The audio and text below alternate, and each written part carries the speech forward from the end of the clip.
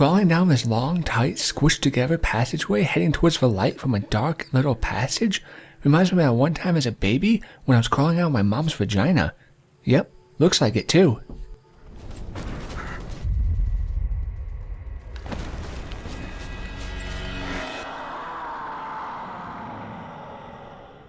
Welcome, ladies and gentlemen, I am SocioPsycho, and today we're going to look at Master Reboot. This is created by Wales Interactive, and it is available for PC and Mac. Now, it is a first-person perspective-based game, so you're running around in first-person mode, with heavy atmospheric puzzles and an underlying tone of horror.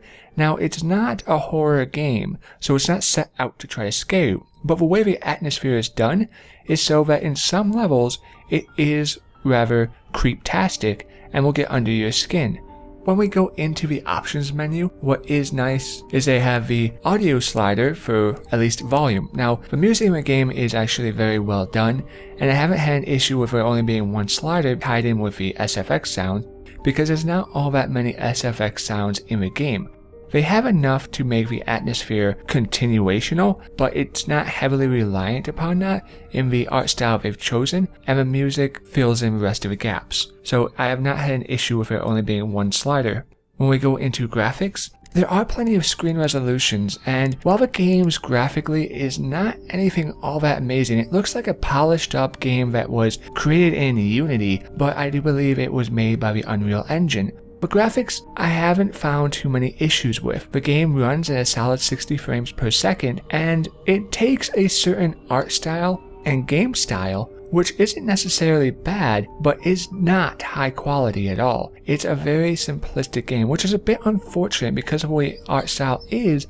It would have been nice perhaps to see something a little bit more fleshed out, because the game artistically, in between the colors and the lighting, is actually very impressive, but it's all the small textures and how you look at the world, which is the little lacking part, which is unfortunate. Is it a deterrent? No, but it's just an area which I would have liked to see improved upon.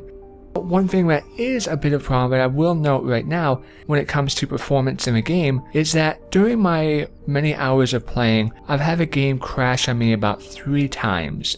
I haven't lost any progress due to this because of how the game has its checkpoints set up, but it's still something I have to note because it happened.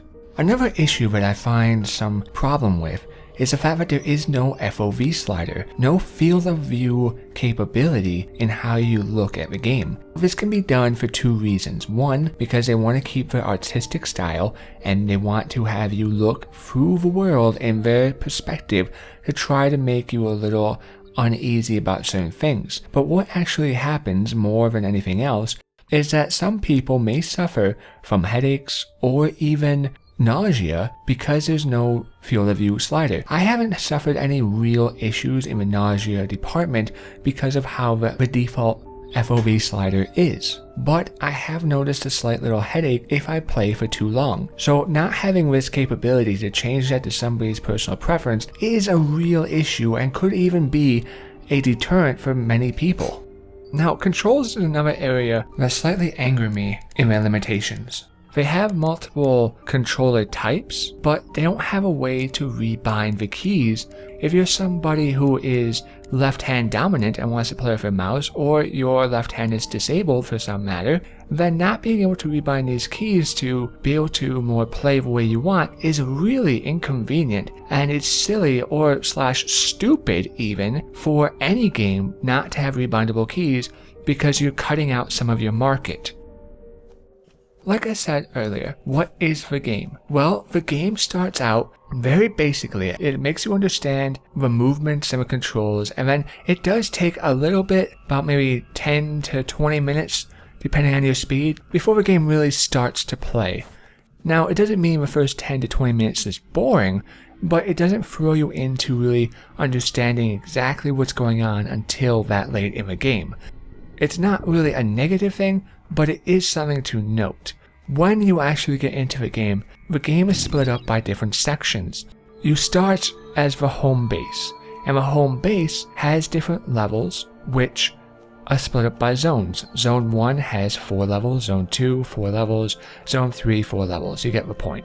In those zones, they have individual areas. These are called memories, because you are actually playing as you are inside a computer program. And I'm not going to divulge or spoil any of the story plot, but that's pretty much it. You are inside this computer program and something has gone wrong and you're trying to figure out what. Inside each of these levels is a memory, and you have to fix the memory by solving puzzles. What's nice is outside of the door that enters to the memory, you have these little trays that pop up once you beat the mission. This will allow you to recheck any of the collectibles that you have found. Now, what are collectibles? Collectibles are little blue ducks that you find in different memories, and when you click on them, they will bring up sort of a news article or a picture, some variation of information, which helps progress the story. The story is told maybe about 40% to you. That is what is told to you.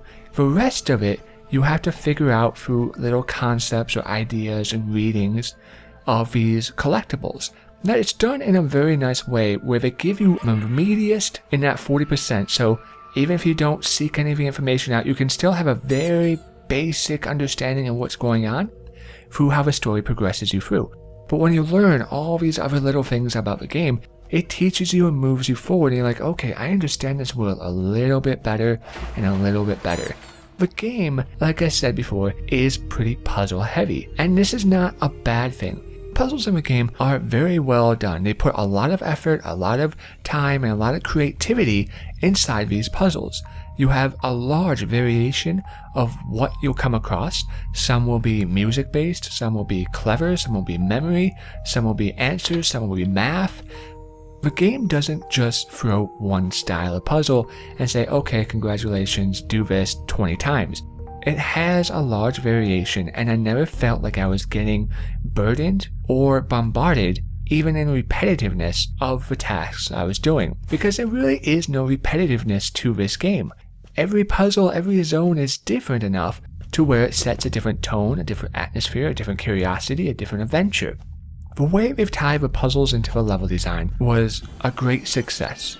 The level designs propel the sense of atmosphere, and the puzzles don't take away from it. If you're in a school, you may have something such as the solar system aligned planets in order puzzle.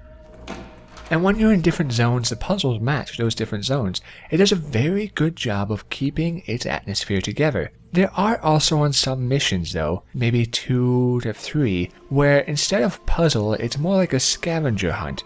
You have to try to find items and combine these items, or just find the items. You find and pick up one item and you combine it with an item in the world, and you'll be one step closer to your goal. Or you just find a blue orb and you collect it, or you find keys and you collect them. These scavenger missions are only a few, and while I did not enjoy them overly much, I never felt like it was overly difficult, or it was too much of a burden.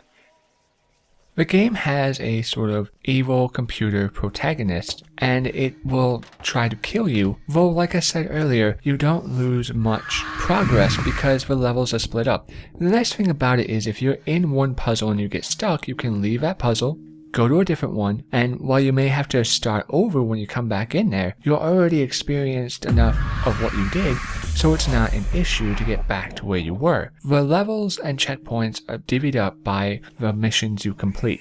When you stop in the middle of one memory, you'll have to start over again doing that memory. So if there's an issue or a problem, it allows you to go back and play it anew with fresh eyes, starting from the beginning. You think, well, isn't that kind of a bother? I mean, what if I want to save? Well, the thing that's nice about it is the fact that the puzzles aren't too long. The levels aren't too large. The only level which I felt was not imbalanced in its length in comparison to the rest of the game was the last mission of the game. The last mission was maybe twice the size of the other missions. But it's the last mission, so, whatever. The game is balanced very well in many areas. You have excellent atmospheric level design, which continues to propel you in a world and understanding, grabbing you in further and further to make you more able to bond with the story, and puzzles that only help in that matter and not hinder.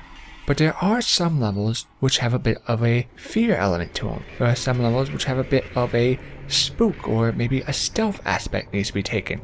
No matter what the cause your death in a certain level may be, it is very generous in how or where it lets you respawn.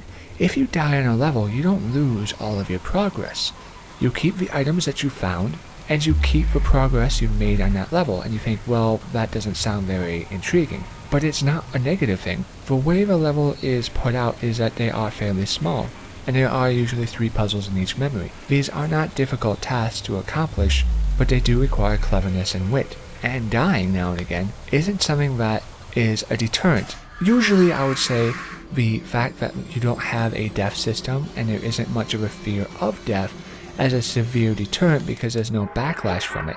It would have been nice to see some sort of corruption happen to your character if you get killed by the opponent. But why it's not a big deal is because you don't die often. And more importantly is that while you may have 1 or 2 missions where you are in danger, the majority of the game you are not even being hunted. You have tasks to complete, but you don't have to worry about death. You don't have to worry about being hunted or the fear of turning around and having a monster right behind you. The death mechanic isn't all that big of a mechanic in the game, and therefore can have much leniency because the game draws upon it in really no aspect other than just saying, hey, you made a mistake, or you failed, or you weren't fast enough. It's not something that's hardwired into the game to a point where it's an inconvenience one way or the other. But the way it is, the atmosphere makes up for the game a lot. During my playthrough, I had a lot of fun in this game. It wasn't overly difficult, and it was quite atmospheric. At the end of the day, I find myself very easily able to recommend this game. It did a lot of things right, and although it had a few minor setbacks here and there, it does have a lot of good qualities about it, and it tells a decent story, although be a little bit of a confusing one if you don't read all the lore. It's fun, it's spooky. At the end of the day, I can definitely recommend this game. And as always, I thank you for watching, and I'll see you next time.